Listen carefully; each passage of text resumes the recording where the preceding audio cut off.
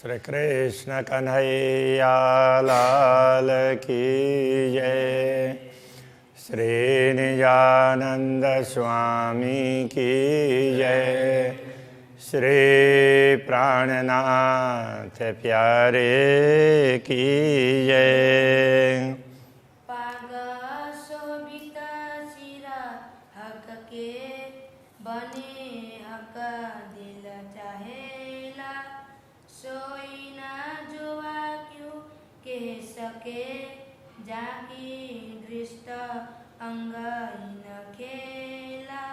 जाकी दृष्ट अंग इन खेला। श्री कृष्ण कन्हैया लाल की। अक्षरातीत पूर्ण ब्रह्म परमात्मा के पाक का वर्णन हो रहा है।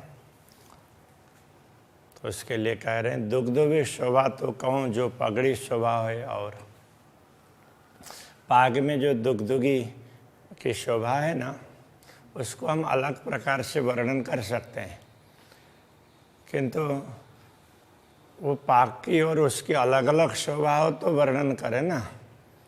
वो तो पाक की शोभा को ही बढ़ाने के लिए है, ये कहना चाह रहे हैं। जो त करे हक दिल चाहिए, कोई तरह बनी न ठौर।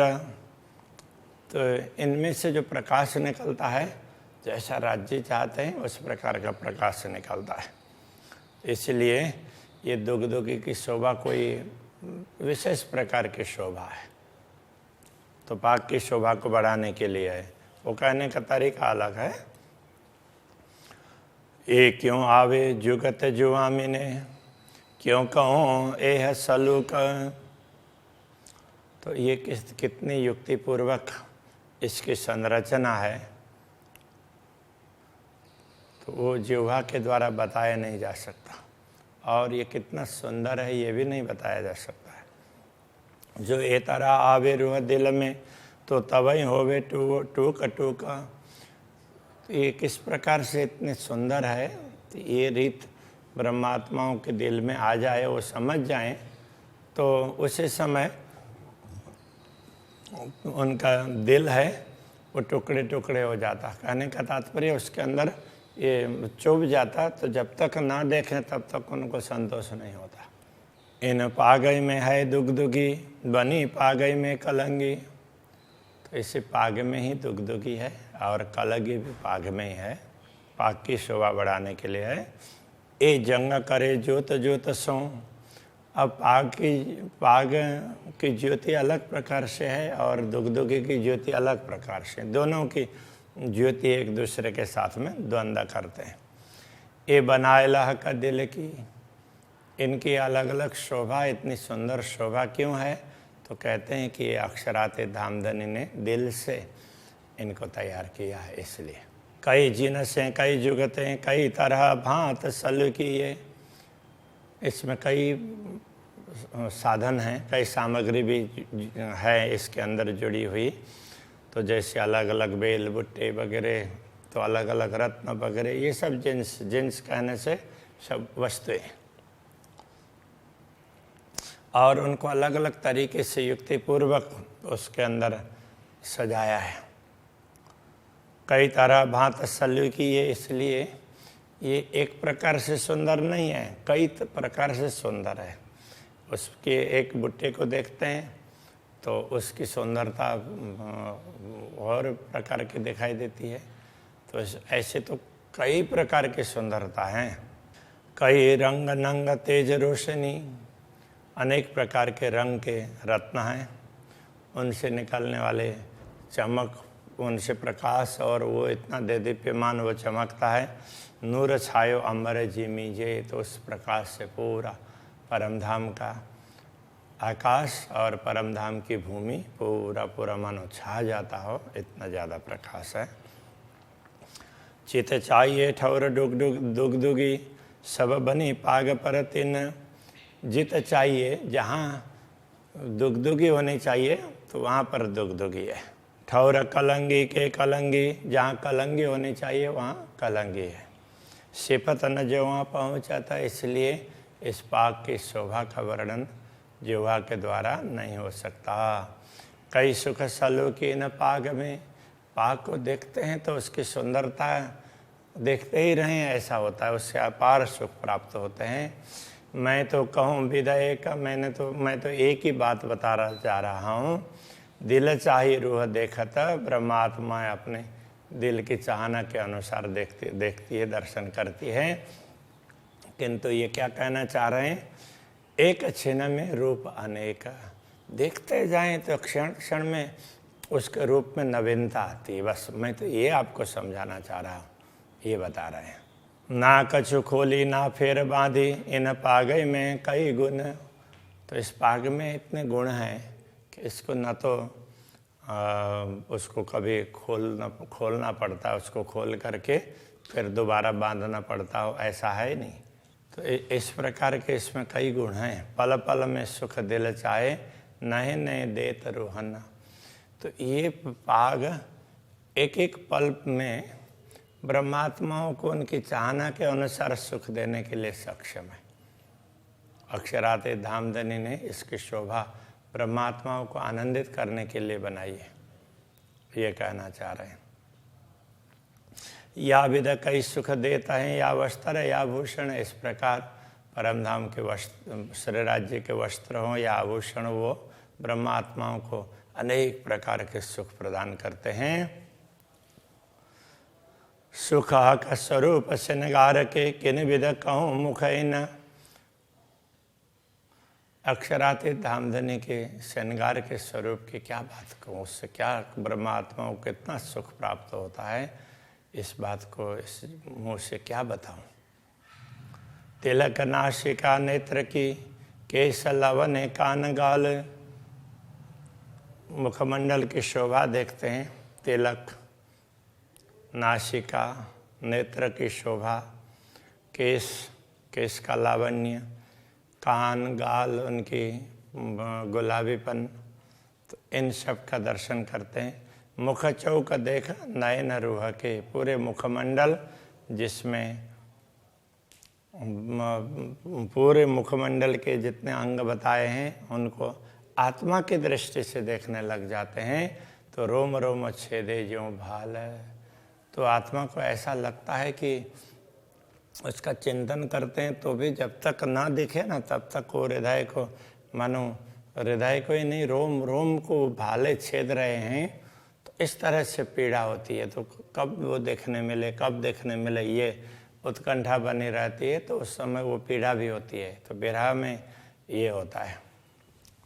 विरह और विलास दोनों की सुख की बात बताई है, तो यहाँ पर थोड़ा सा विरह की भी बात बता रहे हैं। मुख सुंदरता क्यों कौन नूर जमाल सूरत। अक्षरातीत धामधनी की मुख की सुंदरता के बाद क्या कहें, ये तो अक्षरातीत धामधनी का स्वरूप है। ए बयान दुनि में क्यों करूं, ये जो आई अरस न्यामत। तो दुनिया में इसका वर्णन क्या करें, ये तो परमधाम की संपदा दुनिया में अवतरित हुई है। और ये बार बार चुभने की बात कर रहे हैं ना, तो इतनी चाहना रखने से, इतना प्रयत्न करने के बाद में उनको देखे हैं, इसके लिए तो प्राणनाथ जी ने कितना तप किया होगा। तो सदगुरु को बोलते हैं कि मेरे अंदर क्या कमी है, आप वो बता दीजिए। तो उनको ये लगता है कि सदगुरु को दिखता है और मुझे क्यों नहीं दिखता है। तो उन्होंने खाना पीना सब छोड़ा और मन कहाँ जाता है ये देखा। कितना, ये एक दिन दो दिन की बात नहीं है, ये तो महीनों महीनों की बात है। इतने वो तड़पते रहे तब जा कर के दर्शन हुए हैं, इसलिए समझा रहे हैं। ऐसे सीधी सीधी साधारण बात नहीं है। ए मुख देख सुख पाइए, उपजता है अति प्यारा। अक्षरातीत धामधनी के मुखारविंद के दर्शन से बड़ा सुख प्राप्त होता है और अंदर से एक प्रेम प्रकट होता है। देख देख जो देखिए तो रूह पावे करार। तो मुखमंडल के दर्शन करते हुए ब्रह्मात्माएं देखती रहती है। जितनी देखती रहती है उतना उनको शांति मिलती है, उसको तृप्ति मिलती है। अब यहाँ करार कहने से एक प्रकार से शांति भी होती है, तो इसको तृप्ति कह सकते हैं। जो देखूं मुख सलूकी तो चुभ रहे रूह माहे। जब मुखमंडल की सुंदरता को देखते हैं तो ये तो हृदय के अंदर ये अंकित हो जाते हैं। तो वो स्वरूप, तो वो सुंदरता हृदय में अंकित हो जाती है आत्मा के। हाँ,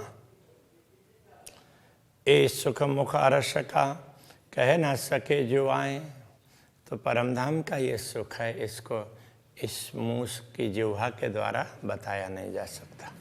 गौर नीलवट रंग उज्ज्वल जाऊं बल बल मुखारविंद, तो श्री राज्य का मुखमंडल है, तो जैसे ललाट है गौर वर्ण का अति उज्ज्वल है, ऐसे मुखारविंद के प्रति बार बार समर्पित होने का मन होता है। ए रस रंग छवि देखिए काढ़त विरहा निकंद, ऐसे सुंदर छवि को रस टपकाने वाले जैसे देखते रहते हैं ना, तो उसमें से रस टपकता हो ऐसा लगता है, देखते ही रहें ऐसा लगता है। ऐसे सुंदर छवि को जब देखने लग जाते हैं, तो अब जब दिखने लग जाए तो उससे विरह तो कहाँ भाग जाता है पता ही नहीं चलता है। जब तक ना देखे तब तक विरह होता है, दिखने लग जाता है तो फिर विरह कहाँ उड़ जाता है पता नहीं चलता। जो मुख शोभा देखिए तो उपजत रूह आराम, इस प्रकार मुखारविंद की शोभा जैसे ही देखते हैं तो आत्मा को बड़ा आराम मिलता है, बड़ी शांति प्राप्त होती है। अभी तक जो व्यथा थी, पीड़ा थी, वो कहाँ भाग जाएगी पता नहीं चलेगा। तो उस समय अपार सुख और एक प्रकार की अलग प्रकार की तृप्ति प्राप्त होती है। आठों पहर आशिका यही मागत है ताम, तो अनुरागिनी आत्माएं होती है तो वो आठों प्रहर यही आहार चाहती है, बस देखते ही रहें, उनको इसी में आनंद आता है। जो गौर रंग देखिए जुआ कहा कहे कमान, तो जब गौर रंग का वर्णन करें तो उसको देखते हैं तो जुआ कहा कहे कमान, तो ये गौर वर्ण अक्षरातीत धामधनी का है। तो उसके लिए मान का तात्पर्य, तो उसका प्रतिमान, उसका दूसरा उदाहरण तो वो कैसे बताएं? दूसरा उदाहरण बता ही नहीं सकते। और कछु न देवे देखाए आगो अर्श शोभान, तो पूर्ण ब्रह्म परमात्मा के दर्शन करते हैं तो उनके समक्ष दूसरा कुछ दिखता ही नहीं है, बस वही दिखते। इसलिए ऐसे हैं करके बोला भी नहीं जा सकता, क्योंकि ऐसी कोई दूसरी वस्तु हो दिखाई दे तब ना। तो इसलिए जो दिख रहा है तो वही सर्वस्व है, ऐसा समझना चाहिए। हंसत शोभित मुखारवटी अति सुंदर सुखदाय, जब अक्षरातीत धामधनी मंद मंद मुस्कान करते हैं तो उस समय हरवटी ये चिबुक है, उसकी शोभा भी अलग प्रकार की होती है। अति सुंदर सुखदाय, तो वो भी अत्यंत सुंदर और सुखदायी, देखते ही रहें ऐसी होती है।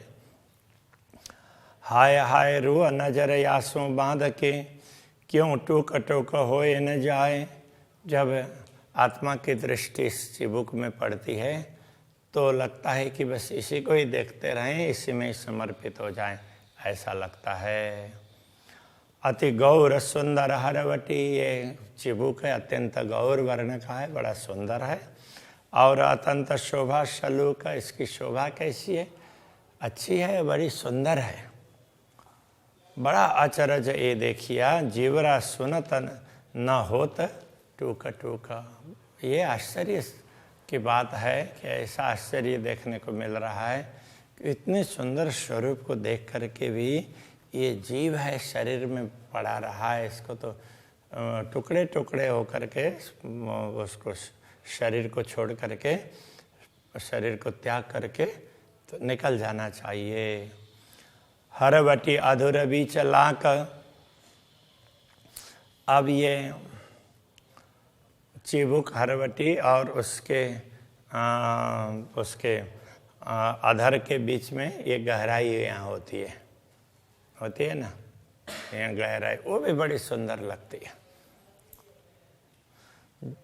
मुख अधर दो लाल, पूरा मुखारबिंद अधरोष्ट दोनों देखते हैं तो बड़े लाल लाल लगते हैं।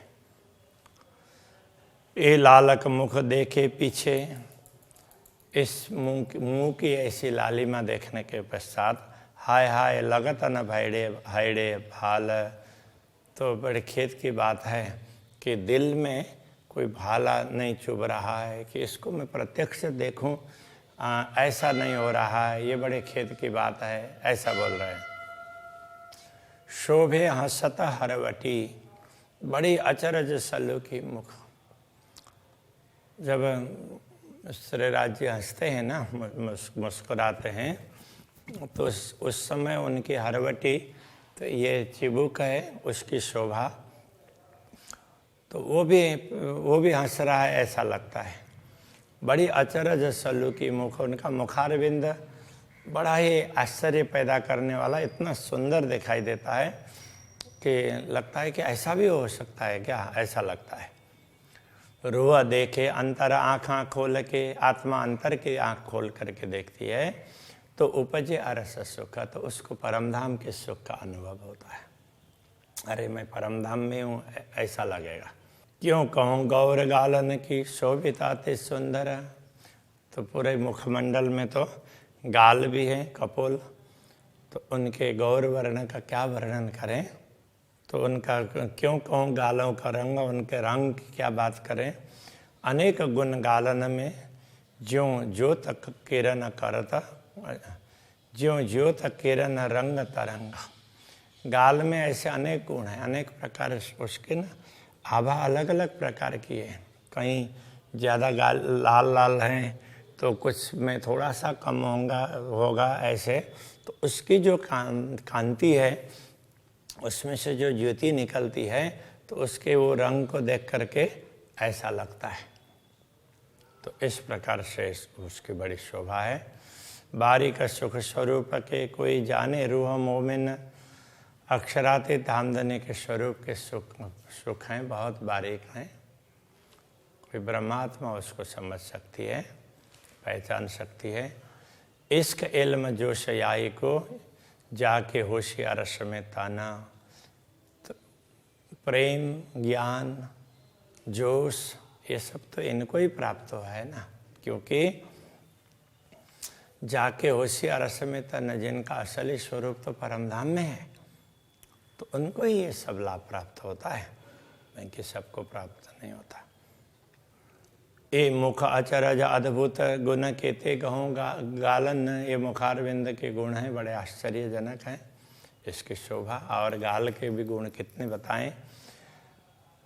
ए रूहें जाने सुख बारीक, तो ब्रह्मात्मा इस सूक्ष्म बारीक सुख को समझ सकती है। हर गुण अनेक रोशन, एक एक गुण में अलग अलग प्रकार का प्रकाश है, तो ब्रह्मात्मा इसको समझ सकती है। रूह के नयना खोल के देखूं दो गाल, अंतरात्मा की दृष्टि को खोल करके दोनों गालों के दर्शन करते हैं।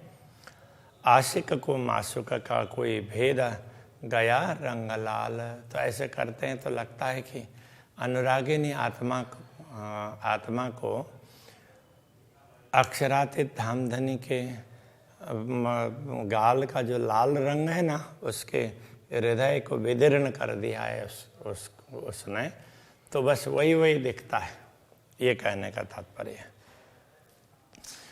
गाल रंग अति उज्ज्वल है, गाल का रंग अत्यंत उज्ज्वल है। गहरा अति कसुबा है, गहरा और लाल है।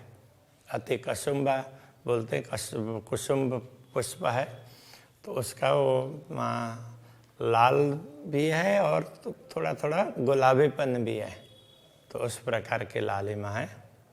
महबूब मुख देखे पीछे अक्षराते धामधनी के मुखारविंद के दर्शन होने के पश्चात रूह छिन्न सहे अंतराए, तो ये आत्मा उनके बियों को एक क्षण के लिए भी सहन नहीं कर सकती। ए अंग अरस स्वरूप के क्यों होए वर्णन जिमीन, ये परमधाम के स्वरूप के अंग है, उनका वर्णन इस भूमि में कैसे हो सकता है, इस नश्वर जगत में। ये अचरज अद्भुत हके किया वास्ते अरवा अर्श के तन, ये बड़े अद्भुत आश्चर्य का कार्य है, असंभव कार्य अक्षरातीत धामधनी ने संभव बनाया है। वो किस लिए? वास्ते अरवा अर्श के तन, परमधाम की आत्माओं के लिए है, जिनका जिन आत्माओं का मूल शरीर परमधाम में है, परात्मा, उनके लिए ये बता दिया है। महामत हुकुम में कहता है, महामती हुकुम से कहते हैं, ये वर्णन किया नेक, ये थोड़ा सा वर्णन किया है मुखारविंद का, वैसे पूरा वर्णन तो बहुत होगा। और अभी कहूँ हक हुकुम में अक्षराते धाम धने के हुकुम से और भी अंगों का वर्णन करेंगे। अब होशी सब विवेक, अब सबको ये विवेक प्राप्त होगा, तो सब लोग इसको देख पाएंगे और आनंद का अनुभव करेंगे, सब पहचान पाएंगे। कहने का ये तात्पर्य है कि आज के प्रसंग को यहीं रखते हैं। श्री कृष्ण कन्हैया लाल की जय। अब होशी सब विवेक, अब होशी सब विवेक, महामत हुक्मे कहत है, महामत हुक्मे कहता है, हक वर्णन किया नेक, हक वर्णन किया नेक, और भी कहूँ हक हुक्मे, और भी कहूँ हक हुक्मे, अब होशी सब विवेक, अब होशी सब विवेक, अब होशी सब विवेक, अब